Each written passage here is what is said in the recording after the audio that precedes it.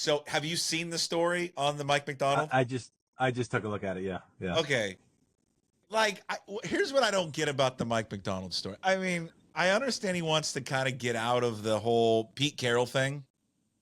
You see that where he removed the basketball hoop, and which again, that's a Pete Carroll thing. He removed we're all in stuff. Why would you though take down the history of your organization? I guess I don't understand that. For people who don't know the story, I think most people are watching or listening understand that he's taken out all the wallpaper inside the Seahawks facility that goes to the locker Yeah. room that celebrates those teams, the championship teams. It's like the Sherman Tip, the Lynch Run, the celebration of the Super Bowl, all that stuff.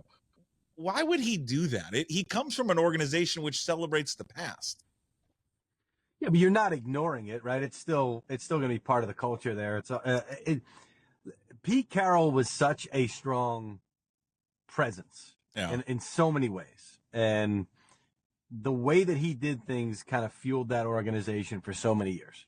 So, if you're let's say there was a coach in between him and Pete Carroll, be a little bit different. But when you're coming in right after that, and you're trying to establish your own culture and you're trying to establish the way that you want to do things, yeah, you kind of now. If there's a different, I don't know, I don't remember the facility off the top of my head. Yeah. When you go in to the lobby, is there something there? I mean, the trophy is the trophy. I feel like it's right there. The trophy is there, but he's talking about it's like on the back end of the facility. So fans would never see this stuff. But like, okay, so you bring up a good point. Like, I don't know. I mean, this is a fabulous topic out here because it's great. Because there's some people, it's not a big deal. He's trying to establish his own culture. I'm a big believer. I love celebrating your past in anything. I just think it's important. I think like Seattle does a really poor job of this. Like, this is where I think this East Coast West Coast thing is always unique to me. Like, I think on the East Coast, like there's a celebration of like the old bars and old restaurants and old hangouts that are there for a long time. Like, you get to the West Coast, it's like, oh, let's just tear that down and let's build up a condo. You're like, well, that thing's been there for like 80 years. Can we not keep that bar that some people still go to? No, let's get rid of it. And so I kind of like that stuff to see the Sherman Tip. I mean, I guess I understand his imposing picture and it's Carroll, but I would want my players to walk past that and go, well, we want to strive to win one of those things again. There's a lot of gray area on this one. It's not black or white, and I don't think it's disrespectful. I mean, I don't know if that's a topic of conversation. Like, it's disrespectful to do that. The body's not even cold type situation. Because I'd imagine that would be the reaction that a lot of people would have. I think some have that. So, yeah. So I think there's going to be ways that they're still going to honor what they do. Now, you go back to what John Schneider said at his press conference after they fired Pete about the positivity, the culture that they had there. I'm paraphrasing, but he said, no matter who we go with this coach, we want to keep that. So we want to it's kind of bridging to the next regime there. I don't think it's disrespectful at all. I'm sure McDonald's going to be asked about it the next time he talks. I'm sure he's going to have a great answer for why he did it and why they're still going to honor what they've done in the past. I'm okay with it. I like the idea of a guy coming in and not having anything over his shoulder as he tries to establish things the way that he wants to establish them. All right, Mike Garafolo, he's inside the car. He's, if you're watching on YouTube, pucksports.com, listening here on Apple, Spotify, Amazon, wherever you find your podcast. He's on doing duties. You can see in the background. Can you get a shot of the car seat? Because, God, I love that. I don't miss those days, I'll tell you that. His weekly appearance brought to you by Hartley and Hartley Insurance, family-owned, second-generation independent insurance agency that's been serving the Puget Sound area since 1978. They promise honesty, fairness, integrity. Contact Jamie Hartley when he's not golfing, 253-565-8700. Also, Zogs on Fox Island, great place to grab a cold beer, watch the game, hang out with friends. New spring and summertime hours at Zogs, Monday through Thursday, 3 to 10. Friday through Saturday, 12 to 10. Sunday, 12 to 9.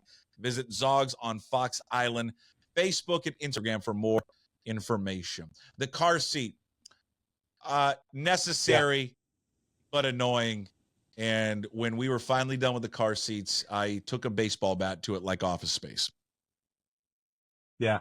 Also, the hardest instructions that you're ever going to want to follow, because they talk about anchors and hooks and you don't remember what everything is, and they don't explain it very well. And then if you don't read the things carefully, it's like, well, if your child is 0 to 20, well, not 0, but if infant to 20 pounds, this is the way you want to anchor it. Once they're 20 to 40, differently. And then they give you 2 options for this one here, which is my older daughter's, which I have to move those straps up because my father-in-law took the car seats out. We left the car with him for a week, and he detailed the car while we were gone, which was very nice. But put the seats back in. But then he switched the seats. So my younger one here, so I'm like, no, you don't use the anchors. He goes, no, you have to use the anchors. I said, the directions say don't use the anchors. Oh, okay. And my wife is always, but you got to put the anchors in. And I'm like, did you read the directions? I'm going to trust the manufacturer of the car seat over any of us because we don't make the car seats. They do. They know. But then you can't even get into the anchors in the car seat. Like in the actual seat of the car, you can't even get down there to hook the damn thing in. Listen, when we were kids, what were we sitting in? We weren't rear facing. We were smoking a cigarette back there. We turned out fine. We were drinking and driving. My dad had a cooler in his car. He'd make cocktails, for God's sakes. It was unbelievable. Which I'm not drinking a beer here. I mean, this is always confusing to people who see this as cops of. Well, and then the worst thing, it's not only the car seat, right? What's worse? Yeah, I got you. Yeah, you're good. You're good. What's worse than the car seat is when you've got to take the car. You're good. When you got to take the car seat and you got to go travel, like on an airplane, and you have to take it with you and put it in the stupid plastic bag to check it. Oh my God. Miserable. I hate all that stuff. I do not miss that stage. But I found one way later. I wish I'd found it when my first daughter was an infant. It's this one that you wear on your back, and it's a foldable car seat, and you put it in a backpack, and you take it as your carry-on, and then you put it in the rental car. Because I was renting these disgusting car seats. Gross. Stains. I mean, and I'm like, I'm putting my kid in this for like $5 a day for 7 days, 2 of them, $70. I bought this thing. It was crazy expensive. It was like $400. But I'm like, it pays for itself. You go on 3 trips. It's like you pay for your. I wish I'd found it sooner. We need that. Need to find them and get them to do some sponsorship. All right. We are 1 week away from the NFL draft. What are we hearing? What do we got? What's the hot rumors? Come on.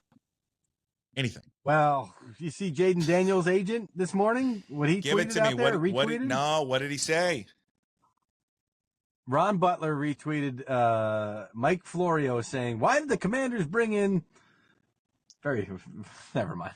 Right? Why did the Commanders bring in 4 quarterbacks at once instead of each of these guys individually? Then you won't get a chance to. Which I believe, and I reported that there was a Topgolf event. Which I heard Drake May did phenomenally at the Topgolf. Well, then draft him immediately because I love Topgolf. Okay. You're right. But it was like not only the way that he golfed, but also the way that he interacted. So I think that was part of it. They wanted to see the interaction with the guys and see who was the top dog, who's the alpha male, if you will. And I think that was part of what they were trying to do. But Butler, the agent for Jaden Daniels, retweeted with I think this emoji was, why'd they do that? Which made it seem like he didn't appreciate the Commander's visit process. So keep an eye on this one as we go through this. But I'll go back to Drake May. I met May. Did I tell this story? I don't think so. On air? Or if you did, I don't remember. Go ahead. It's a good story. It's a good story. Stop me if I did. I told it to somebody. So we're at the Senior Bowl. Everybody's drinking in the bar. It's what they do. And that's where you get everything you need to get. And Ian Rappaport's got Drake May's agent cornered for like an hour, right? And I kind of popped in and hey, what's up, Jim? How you doing? And may I jump in here? Does the agent appear to be enjoying this, or because of Rap Sheet, he's like, oh my God, I got to deal with this guy again? No. He's known him forever. He's known me for a while. He's known the other guy that was with him that works at the same agency. Okay. He's there. Okay. So we're wrapping up. They wrap up their conversation. He's getting ready to leave. So he's leaving. Let me say goodbye to him. So I go, he grabs me. He goes, 8:45 tomorrow on the indoor field at the Senior Bowl, because Drake May was not in the Senior Bowl. 8:45 indoor field. We're throwing. Don't tell anybody, including Rap Sheet, right? So we walk away, and I go, All right, cool. I'm going to be a little exclusive access here. But I figured there'd be a small group of people watching Drake May throw. But they didn't want to distract from the Senior Bowl. So 8:45, I get there. I walk up the hill. I told Ian I got to go somewhere. He goes, where are you going? I said, can't tell you. Walk up the hill, go to this little indoor-outdoor thing that they've got. Nobody's there. I call the agent. I go, is this Happy Gilmore 9th green at 9 trick? Am I about to get? He goes, oh no. We're 9:15 now. We're 9:15. I said, well, I got to go back. I got to do something on the air. I'll be back. So I go back. So I walk up. There's nobody there. It's just me. It's the agents, a friend of the agent and his kid were there, the throwing coach, and that's it. So I'm up there and I'm watching this. There's a point to this whole story other than punking Ian, which is great. So I'm there and I watch, and all of a sudden here come the specialists from the Senior Bowl, the punters and the kickers, and they were going to work out on that field. And he was kind of like, hey, you can have that end of the field, but he stops them. Hey guys, hey, how's everything going? What's the vibe down there? And he's like rapping with them for a couple of minutes. And the agent, and again, it's the agent's job to sell the client. I get it, but I'm watching this happen live. He goes, that's him, man. That's Drake. Like that's, they're coming up there. He's making them feel welcome. Go ahead. You got this. But he's also checking in with them. Hey, how's everything going? Like he's a dude, in that sense. And you're not getting that a whole lot. Like, the Kyler Murray's, that was the storyline with him coming out, was like he's not a dude, the alpha male that I keep talking about with that you kind of want traditionally from your quarterback. And so the more I would talk, I was like, that's who he is. And like, he's going to kill these meetings. And he has. And so I gather he had a really good meeting with he'll kill, let's say he kills the meeting. And that's great. Cause I mean, and Mike, that's a huge part of it. We all understand that. But I mean, really at the end of the day, it's like, I'd have a mute if they were better, if they were better on the field. When it comes to Daniels and May on the field, Daniels is still ahead of him from most people you talk to, correct? And just in terms of his playmaking ability. Yeah. Well, yeah, but he's slighter, right? He's not that big, so it's like, can he take the pounding? Because even guys like, go back to Russ. Russ was short, but Russ was thick. Russ could take it. You know what I mean? Like. Even Kyler Murray is thick in the right areas. He can kind of take the pounding a little bit. So that's going to be the question with Jaden Daniels. Is he too slight in that regard?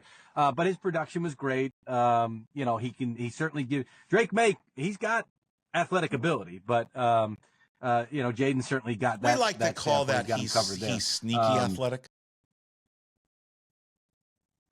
I know where you're going with that one. Yeah, that happens. He is sneaky athletic. So yeah, so that's where the draft starts. We always say it every year. That's where the draft, because means we don't know who they're picking. One year it was at 3. This year, well, you got 2. The Patriots. What the director of scouting, Elliot Wolf, coming out saying that to open for business. The Patriots are open for business there at number 3. What's the method to the madness of what they are doing by coming out and saying that? I believe, and I don't know who, you're going to ask me who, or you should ask me who, but I don't know. But I believe that the tack there is going to be, if it falls to us the way that we want it to fall to us, my hunch, they were out in force. They were also out in force at LSU, but they were out in force at the May Pro Day. My hunch is if May gets to them, that they would take them.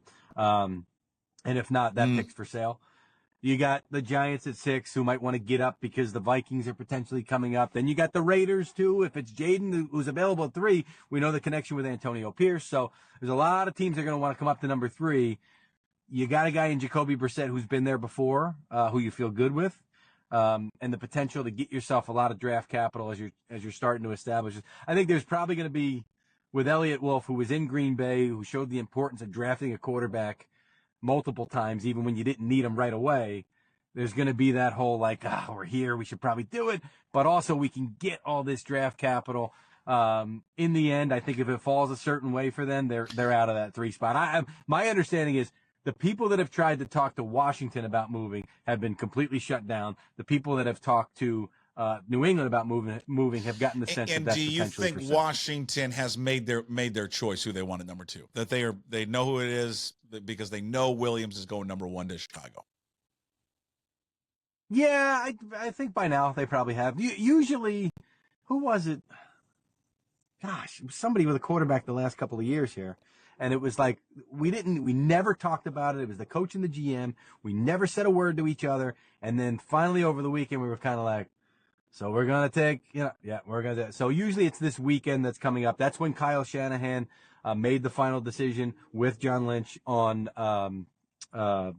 Trey Lance, which turned out to not be the right call. But that's usually when it happens. So I would say that this past couple of days, seeing these guys interact and all that stuff, they're finally going to make their final decision. Speaking of the Patriots, there was that big piece that came out on them, and there's quotes in there saying and sources saying that, hey, the ownership group of the Patriots, Robert Kraft, I blanked on his name for a second, warned Arthur Blank about Belichick. Hey, stay away from. And then there's the great story where whoever these three executives are, like voted him to not even be one of the three finalists. And people are like, why would you not make him one of your finalists when he's won all these championships? How much truth to that do you think there is, that Kraft did go to Blank and said, hey, I would stay away from him because you can't trust him?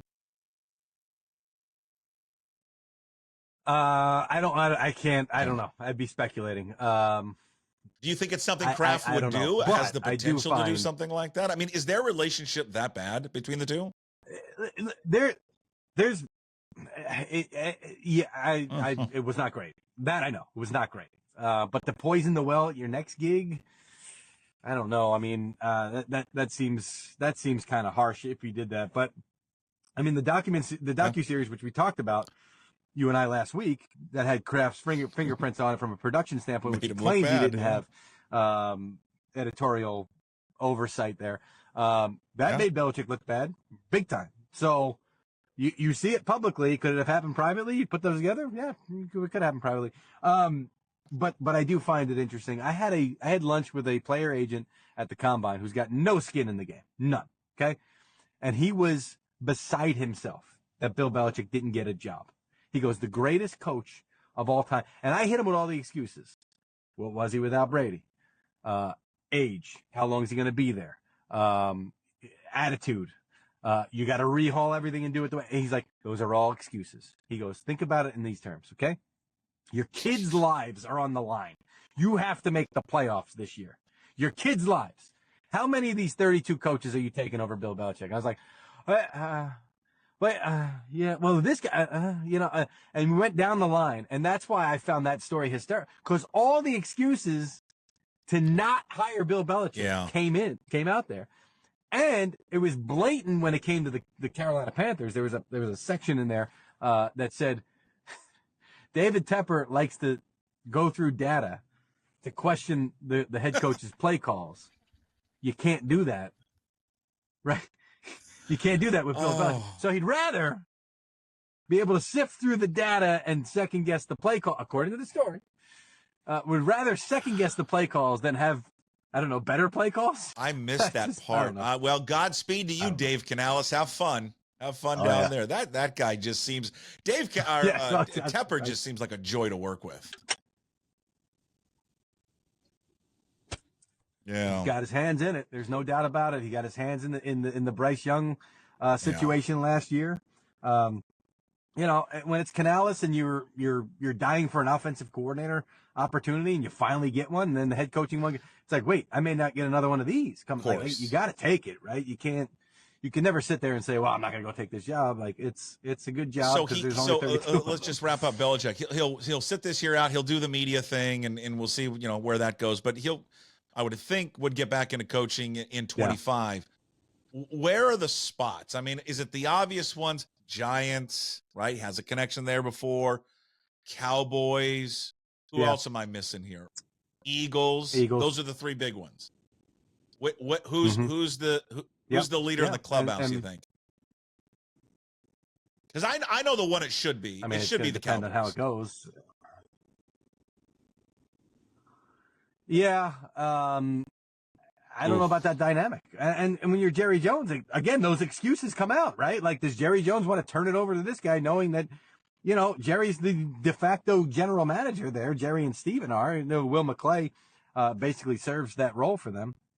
So that may be an issue. The Giants think highly of Bill Belichick. They always have. They have allowed him to have an input in, not allowed him, but they've leaned on him, and they did when they hired Joe Judge.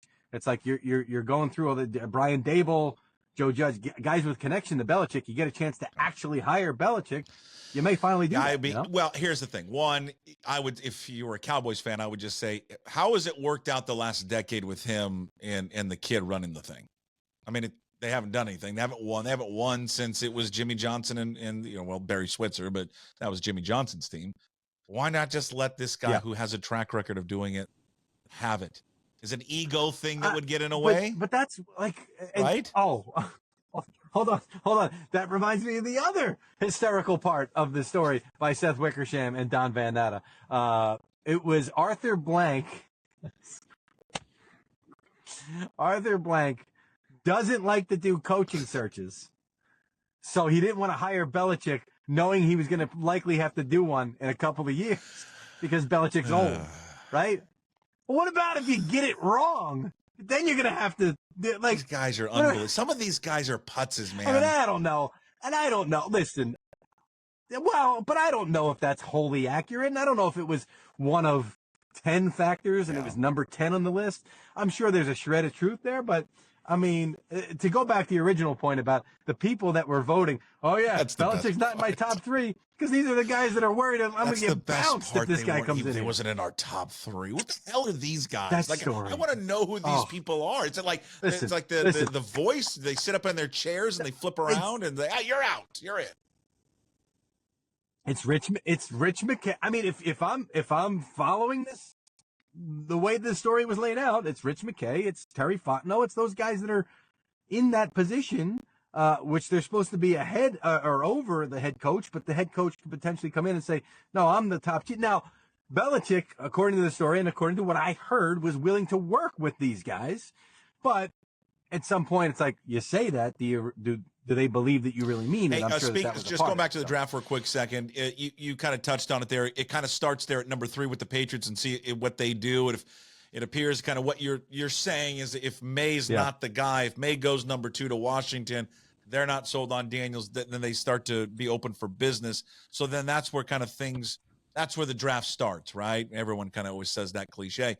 Where else, though? Is there another spot after the Patriots? You got Cardinals at 4, then it's the Chargers, Giants at 6, Titans 7, Falcons 8, Bears back at 9, and Jets at 10. Where's that other spot? Is it Minnesota at 11 looking at like, hey, what's happening with like maybe Daniels or that situation number 2, and now maybe we need to get back up there and trade up and get one of those guys? Yeah, Minnesota's potentially moving up. Well, you talked about where's the spot of all those teams. I just heard a bunch of teams that would love to trade back, up to and including the Jets at number 10, I believe, would love a quarterback situation to fall to them with teams behind them wanting to get up to 10, and we can pick up some stuff along the way. I know that that's a thing with the Jets potentially. So Chargers moving back. Cardinals showed you last year their ability to, or their desire and ability to want to get some draft capital. So I could see them moving if they can find a buyer. So if you're coming up, if you're Minnesota, if you're the Raiders, who, again, if they can get up and get Daniels, I know that that's something that Pierce would love.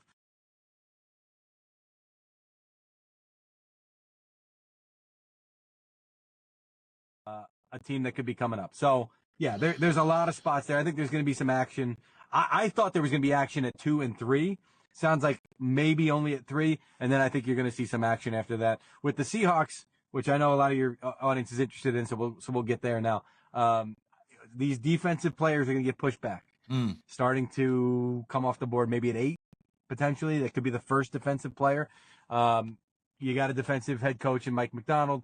You've got a general manager that certainly knows the importance of having some good defensive players at key spots. I could see them certainly being interested in, if we got to get up a couple just to make sure we get our guy, there's going to be a nice cluster of defensive players. Because they've never really been this team, this organization that moves up. They like to move down, acquire more picks. They don't have a second-round pick. Yeah, you could see, though, this being the year maybe they move up a little bit to secure one of those guys. Brian, like a Murphy guy from Texas, if he's available. Yeah, potentially. I mean, even you just saying that is like, maybe they're not going to do that. But I do know that they have. Well, no, but I do know that they have some guys that they're interested in defensively that they feel like are going to be in that cluster. What I'm saying is when that starts to to dwindle, and you think like, oh, there's going to be 4 of them, and there's only 2, and it's like it's getting closer to you. Do you start to do things or whatever? So please don't take that as like, oh, I'm reporting the Seahawks are looking to move up. If anything, they've shown a penchant for moving down. But right now. At 16, I think they're going to have the ability.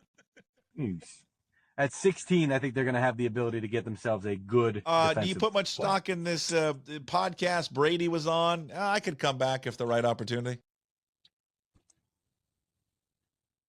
I don't know why he's putting that out now. I don't know. There's a method to the madness, right? There's definitely an intention. He must see something or believe something. The first thing I think of is the Niners. I mean, that was the one, yeah. But you need an injury, right? Like, do you? I guess you're just putting it out there as a. Why? Yes. If you're the Niners, and you just went to the Super Bowl with Brock Purdy, you're going to unseat him for a guy who's 40. Yeah, but he's better. But and hasn't played in a year. What do you think? Let me ask you this: what do you think Niner fans would say? I would hope that they would say no way. Crazy. The hell with that. They would jump at the opportunity. They would. That's why, like last year, if fans could get Tom Brady to come in for a year, they'd tie a block to Purdy's ankles and throw him off the Golden Gate Bridge. Last year when Aaron Rodgers got hurt and everybody's like, the Jets need to call Tom Brady. I was like, did you guys watch his last year in Tampa? It was bad. And then Baker comes in and wins with basically the exact same roster. Yeah. It's a bad look. Right. It's a bad look. And listen, all the credit to Tom Brady for everything he did for 40 whatever years. That last year, I was like, and it happens fast. It happened fast with Peyton. Like Peyton was great and then just off a cliff. Like, and it happened at a different age than it happened. And Brady pushed that definitely further off than mortal humans possibly could. Can you do a story on this one? Have you seen the picture? Well, just you got to go do this. This would be great. Have you seen the images and the pictures and the videos of Harbaugh at the RV park? He's living in an RV park. You've seen that, right? He's living in an RV park by the Chargers facility in his RV.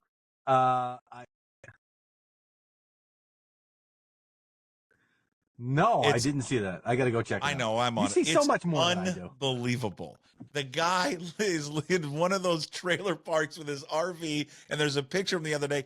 I assume this is another RV guy that's living there too, and he's out there just, I don't think he's having a beer, but it looks like he's having a beer with this guy, just shooting the shit. It's unbelievable. There was one time, the 49ers one time it was the weirdest story. It was like a day at home with Jim Harbaugh, and he's taking out the trash cans in his khakis, right? And it was like this, like, and I don't know why they did it, and it was awkward, and it was cringy. Yeah. I don't know if cringy is the word, but it was, what were you guys trying to do, and why did you do this? And it's so weird. So I'd imagine it's got those same kind of vibes here. I'll have to go check it out. Who did the story?